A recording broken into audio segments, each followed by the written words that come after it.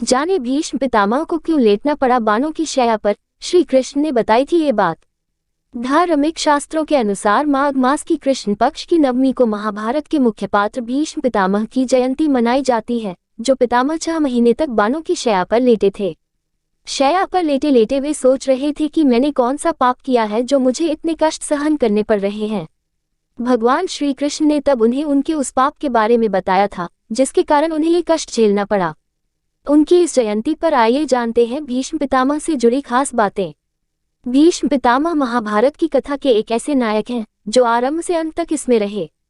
भीष्म पितामह ने जीवन भर अपनी प्रतिज्ञा का पालन किया और हस्तिनापुर को सुरक्षित हाथों में देखकर ही अपने प्राणों का त्याग किया। उन्हें देवव्रत व गंगापुत्र आदि नाम से भी जाना जाता है। पराक्रमी योद्धा भीष्म पितामह का नाम सुनते ही हमें एक पराक्रमी योद्धा का सशक्त चेहरा याद आता है। एक ऐसा पितृभक्त पुत्र जिसने अपना पूरा जीवन एक प्रतिज्ञा को निभाने में निकाल दिया। एक ऐसे निष्काम कर्मयोगी जिसने अपने पिता के लिए अपने जीवन, अपनी इच्छाओं और सुखों का त्याग कर दिया था। पुत्र की कामना से शांतनु के पिता महाराजा प्रतीप ने गंगा के किनारे तपस्या कर रहे थे। उनके तप, रूप और सौंदर्य पर मोहित होकर गंगा उनकी दाहिनी जंघा पर आकर बैठ गई और कहने लगी, राजन, मैं आपसे विवाह करना चाहती हूँ। मैं जहनु ऋषि की पुत्री गंगा हूँ। शांतनु से गंगा का विवाह। इस पर राजा प्रतीप ने कहा, गंगे, तुम मेरी दाहिनी जंघा पर बैठी हो, जबकि पत्नी को तो वामांगी होना चाहिए। दाहिनी जंघा तो पुत्र का प्रतीक है, अतः मैं तुम्हें अपने पुत्रवधू के रूप में स्वीकार कर सकता हूँ। ये सुनकर गंगा वहां से चली गई। जब महाराज प्रतीप को पुत्र की प्राप्ति हुई तो उन्होंने उसका नाम शांतनु रखा और इसी शांतनु से गंगा का विवाह हुआ। गंगा से उन्हें 8 पुत्र मिले, जिसमें से 7 को गंगा नदी में बहा दिया गया और 8वें पुत्र को पाला पोसा। उनके 8वें पुत्र का नाम देवव्रत था। ये देवव्रत ही आगे चलकर पितामह भीष्म कहलाया। भीष्म पितामह की कथा का उल्लेख कुछ इस तरह। गंगापुत्र भीष्म पिछले जन्म में द्यौ नामक वसु थे। एक बार पृथु आदि वसु अपनी पत्नियों के साथ मेरु पर्वत पर भ्रमण कर रहे थे। वहां वशिष्ठ ऋषि का आश्रम भी था। एक वसु पत्नी की दृष्टि ऋषि वशिष्ठ के आश्रम में बंधी नंदिनी नामक गाय पर पड़ गई। ये गाय समस्त कामनाओं की पूर्ति करने वाली थी।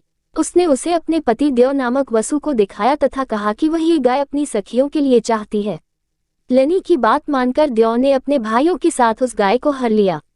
वसु को उस समय इस बात का ध्यान भी नहीं रहा कि वशिष्ठ ऋषि बड़े तपस्वी हैं और वे हमें श्राप भी दे सकते हैं। जब महर्षि वशिष्ठ अपने आश्रम आए तो उन्होंने दिव्य दृष्टि से सारी बातें जान ली। वसुओं के इस कार्य से क्रोधित होकर ऋषि ने उन्हें मनुष्य योनि में जन्म लेने का श्राप दे दिया।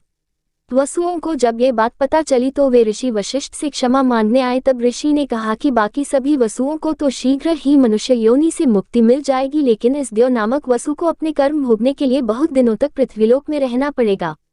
ये पृथ्वी पर संतानहीन रहेगा।